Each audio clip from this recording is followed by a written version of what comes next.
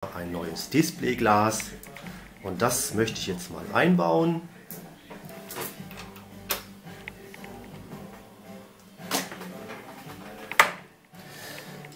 Dann entferne ich zuerst den oberen Gehäusedeckel, hinten abziehen.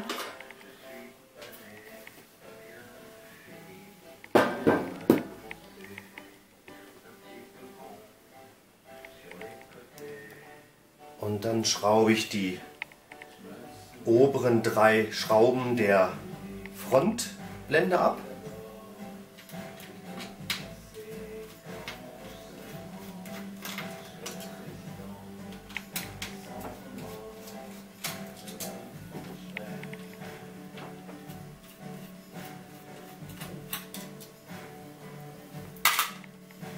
Dann geht es weiter mit den Schrauben auf der Unterseite.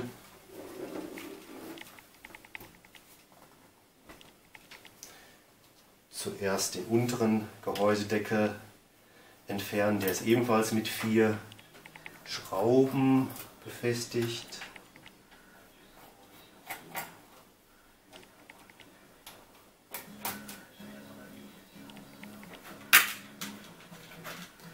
Den kann ich jetzt auch wieder leicht nach hinten rausziehen.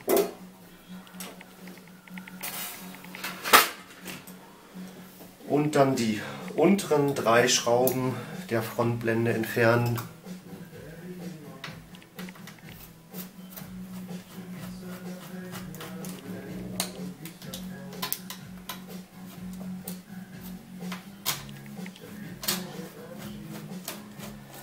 Da ist jeweils eine Unterlegscheibe an der Schraube, die nicht verlieren. Und die dritte.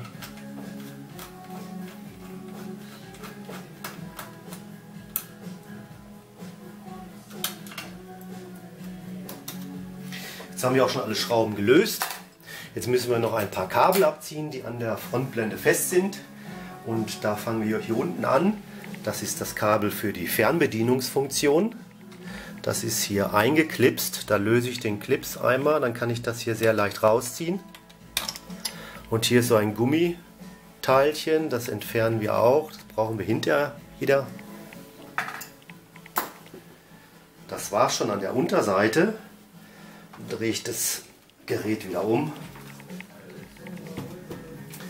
Dann habe ich hier an der Oberseite noch 2 Stecker, die ich abziehen muss. Einmal hier auf der Servoplatine. Und dann geht dieses Kabel hier, das geht zur Netzteilplatine. Da müssen wir auch den Clips wieder lösen. Das mache ich hier mit dem Torx-Schraubenzieher. Biege den leicht nach hinten, dann kann ich den ganzen Stecker so da rausziehen. Jetzt kann ich die ganze Front schon leicht nach vorne ziehen und sehe hier einen weiteren Stecker. Das ist für den Kopfhörerausgang. Den löse ich jetzt auch. Und jetzt kann ich das Ganze vorsichtig abziehen, muss dabei das Kabel für die Fernbedienung hier durch diesen Schlitz ganz rausziehen. Und dann habe ich die ganze Frontblende schon gelöst. Jetzt mache ich hier etwas Platz.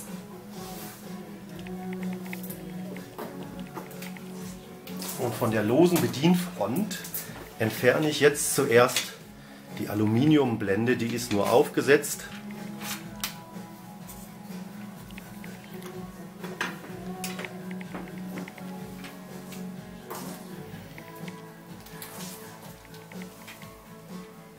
Jetzt muss ich die Displayplatine lösen. Die ist also mit 9 Schrauben befestigt.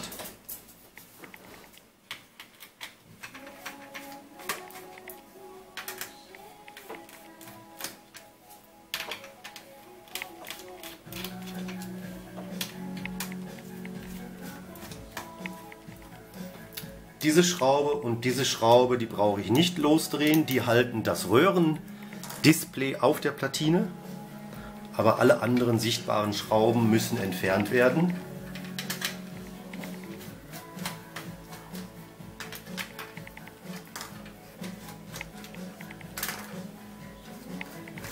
Eine versteckte Schraube sitzt hier unter den Kabeln, die auch nicht vergessen. Und dann können wir die ganze Platine ganz leicht abnehmen.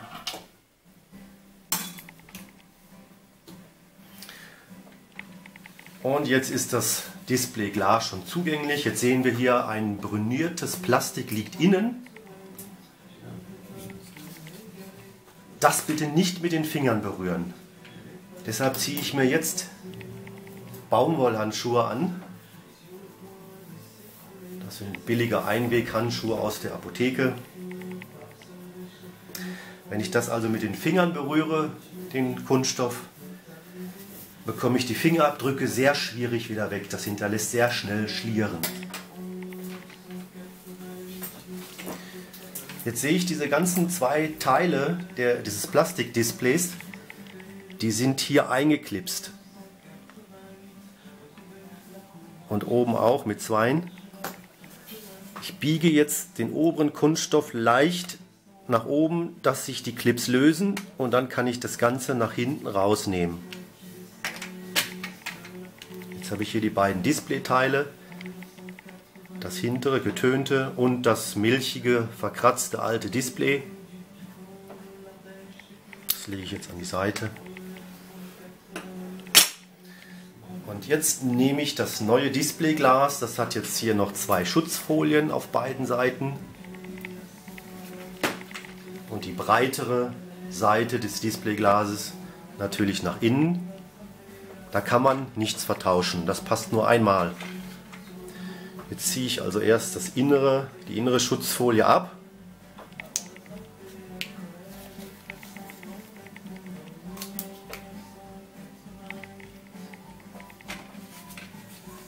Und klipse das hier ein, die Unterseite zuerst.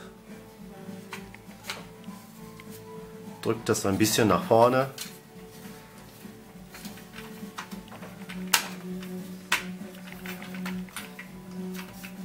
Bis es also bündig aufsitzt.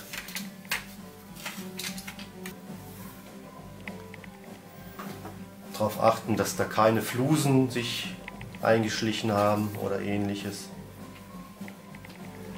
Und dann kann ich auch schon das getönte Glas auch wieder einsetzen.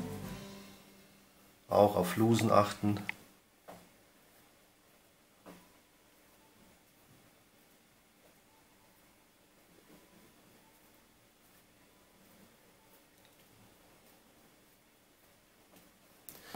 Die Schrift muss natürlich nach unten.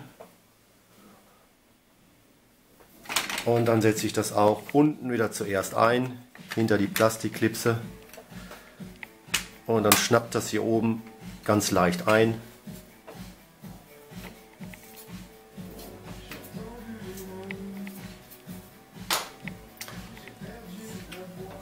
Und dann kann ich auch schon wieder die Platine aufsetzen.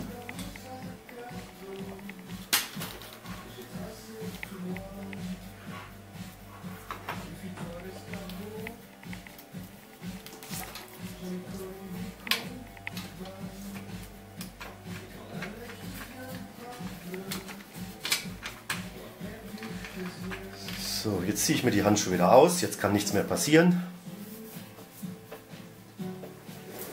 Und jetzt geht es in umgekehrter Reihenfolge wieder an den Zusammenbau.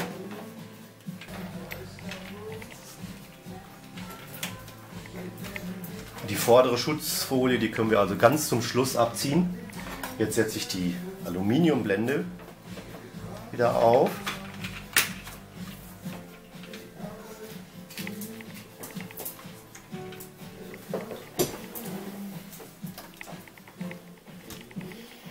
Und in umgekehrter Reihenfolge, genau wie beim Auseinanderbauen,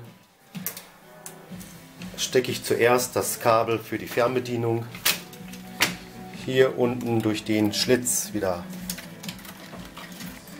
nach unten, wo ich es hergeholt habe. Dann stecke ich den Stecker für den Kopfhörerausgang wieder ein. Die beiden verbleibenden Kabel kann ich hier nach oben führen und kann die ganze Frontblende vorsichtig wieder in ihre Position bringen.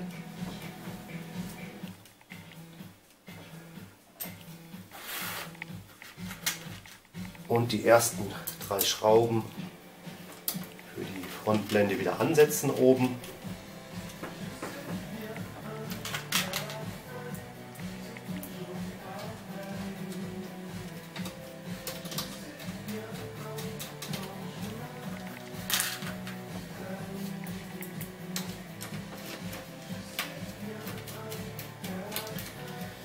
Ich beginne mit dem längeren Kabel, was zur Netzteilplatine geführt werden muss.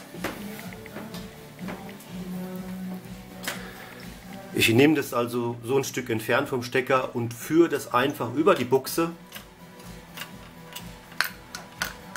Und wenn ich die Position habe, nehme ich wieder den Schraubendreher und klipse das ein.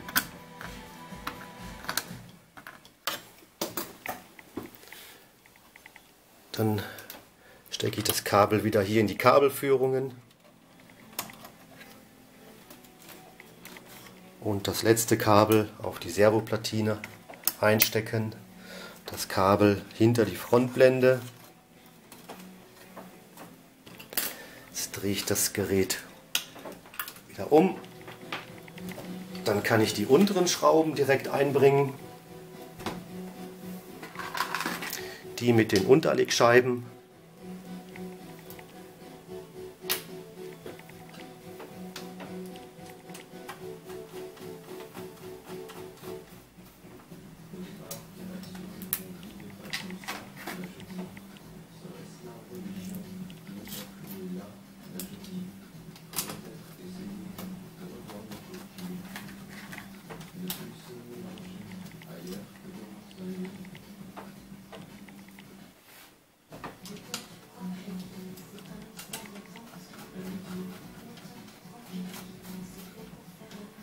Und genauso stecken wir jetzt wieder den Stecker für die Fernbedienung in die Buchse.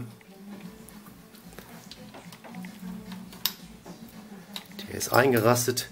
Das Kabel in den davor für vorgesehenen Kanal und mit der Gummibuchse wieder sichern.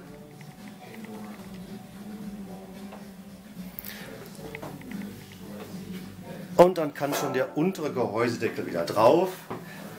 Von hinten nach vorne schieben. Da sehen wir, hier haben wir so 3 Nasen, die müssen den Deckel also greifen.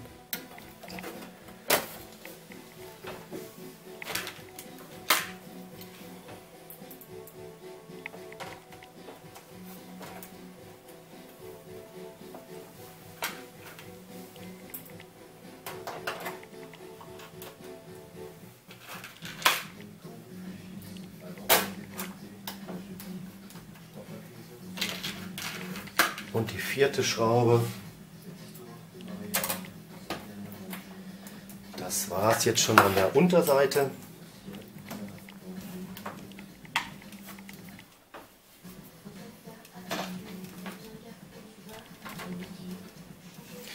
Jetzt bleibt nur noch der obere Gehäusedeckel. Den setzen wir auch von hinten wieder nach vorne, dass der Deckel hier in diese Nut greifen kann.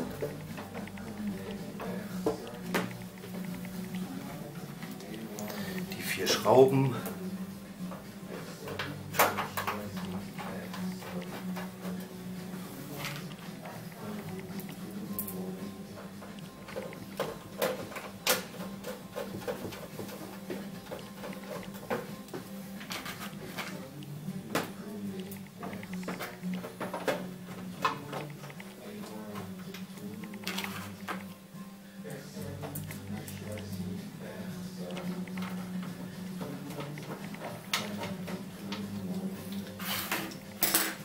Das war's auch schon.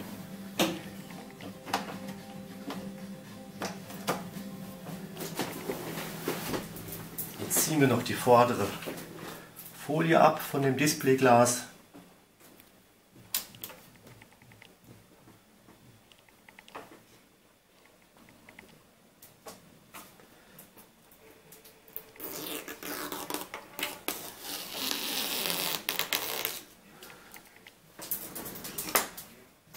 Und so schnell haben wir wieder ein klares, nicht verkratztes Displayglas.